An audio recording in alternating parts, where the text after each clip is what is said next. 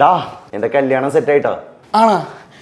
ഹേ പ്രഭു, നിന്റെ കല്യാണം സെറ്റാകത്തോണ്ട് ഏറ്റവും കൂടുതൽ മനസ്സ് വേദനിക്കുന്ന ഒരാളാണ് ഞാൻ. നിനക്ക് എൻ്റെ അടുത്ത് ഇത്രയും സ്നേഹമോ? അതല്ല, നീ ആഴ്ചക്ക് ഫ്രണ്ട്സിൻ്റെ ഫ്രണ്ട് ട്രിപ്പ് പോകുന്നില്ലേ? ഭഗവാനെ, കല്യാണം കഴിഞ്ഞാൽ അതൊന്നും നിന്ന് കിട്ടിയാൽ മതിയെന്ന്. ഡാ, നിനക്കും പെണ്ണ് സെറ്റായ? നീ സൈക്കിളിന് കാറ്റ് പിടിച്ച് നടന്നു, ചെക്കനെ കണ്ട് പഠിക്കും. ये क्या हुआ? तुम्हारा काम भी मैं ही कर रही हूँ, कुछ तो करो. मैं പോയിട്ട് ഹിന്ദി പഠിച്ചോ? ഡാ, ഡേറ്റ് ഒക്കെ ഫിക്സ് ആയോ? നീ എന്ന് പറഞ്ഞ ട്രിവാൻഡ്രത്തിലോട്ടിയാ? ആടോ, ഡേറ്റ് ഒക്കെ ഫിക്സ് ചെയ്തു. കല്യാണവും അടുക്കള കാണൽ ചടങ്ങൊക്കെ 3 ആഴ്ച കൊണ്ട് കഴിയും. എനിക്കാണെങ്കിൽ അടുക്കള കാണൽ ചടങ്ങ് എന്താന്ന് പോലും അറിയില്ല. എന്തായാലും കണ്ണൂരിൻ്റെ പവർ എനിക്ക് കാണിക്കണം. വീട്ടിലൊരു അടാറ് കിച്ചൺ തന്നെ സെറ്റ് ചെയ്ത് വെക്കണം. നീ വേഗം കല്യാണം കഴിക്കാൻ നോക്ക്. 3 ആഴ്ച കൊണ്ട് അത്ര നല്ല കിച്ചണൊന്നും സെറ്റ് ചെയ്യാൻ കഴിയില്ല. നിന്റെ ഹൗസ് വാമിങ്ങിന്റെ ടൈമിൽ പെട്ടെന്ന് കിച്ചണിന്റെ പണി തീർന്നിനല്ലോ. നല്ല അടിപൊളി കിച്ചണാ, നമ്മൾ കണ്ടതല്ലേ? എടാ മോനെ, നീ വിചാരിക്കുന്ന പോലെയൊന്നുമല്ല. 2 മാസം കൂടി കിച്ചൺ പണിയിപ്പിച്ച ഒരാളാണ് ഞാൻ.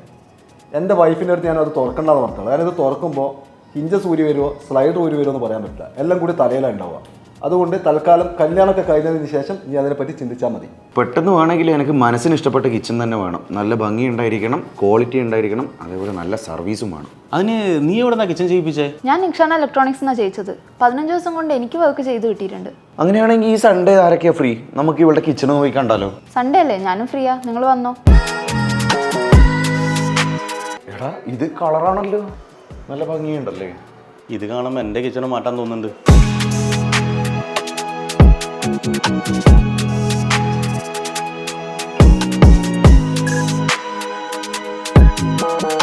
ഈ കിച്ചൺ എന്താ ഉപയോഗിക്കലില്ലേ? ഇതിലൊന്നും കാണുന്നില്ലല്ലോ. നിന്റെ ഈ പാത്രങ്ങളും സ്പൈസസ് ഒക്കെ എവിടെയുള്ളേ? ഒന്നും കാണുന്നില്ലല്ലോ ഇതിൻ്റെ അകത്ത്. അതാ എനിക്ക് കിച്ചൺ അത്രയും ഇഷ്ടമാകാനുള്ള കാരണം. ഇതാണ് എവൻഡോസ് മെക്കാനിസം. ഇതിനകത്ത് എനിക്ക് സ്പൈസസും പൾസസും ഒക്കെ വെക്കാൻ വേണ്ടിയിട്ട് പറ്റുന്നുണ്ട്. ഭയങ്കര ഈസിയാണ്. പിന്നെ നിന്റെ വൈഫിന് സാധാരണ തുറക്കുന്ന ഡോറാണെങ്കിൽ അത് നല്ല ബുദ്ധിമുട്ടായിരിക്കും. ഇതാകുമ്പോൾ യൂസ് കഴിഞ്ഞിട്ട് കൂട്ടിയാൽ മതി. അത് പറഞ്ഞ ശരിയാട്ടോ.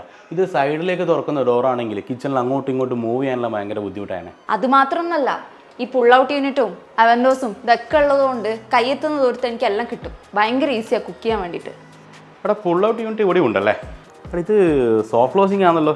എൻ്റെ വീട്ടിൽ ഇത് അടക്കുമ്പോൾ ഭയങ്കര ഒച്ചപ്പാടും വേളാം. 10 കൊല്ലം വരെ വാറണ്ടി ഉണ്ട് ഈ കിച്ചൺ ഓർഗനൈസേഴ്സിന്. ഇത് കണ്ട PVC പ്ലേറ്റ് ഓർഗനൈസേഴ്സാണ്. ഇതാവുമ്പോൾ വെള്ളം വീണിട്ട് തുരുമ്പ് പിടിക്കുന്ന പരിപാടിയില്ല. അതേപോലെ തന്നെ കട്ട്ലറി ഓർഗനൈസേഴ്സ്.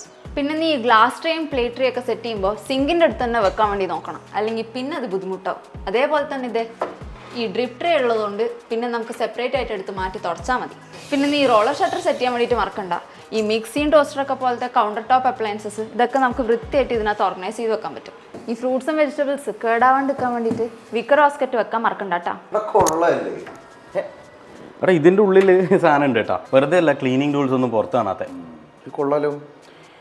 ഇത് ഒരു അടിപൊളി പരിപാടിയാണ്. ഇതെന്താന്ന് മനസ്സിലായി നിനക്ക്?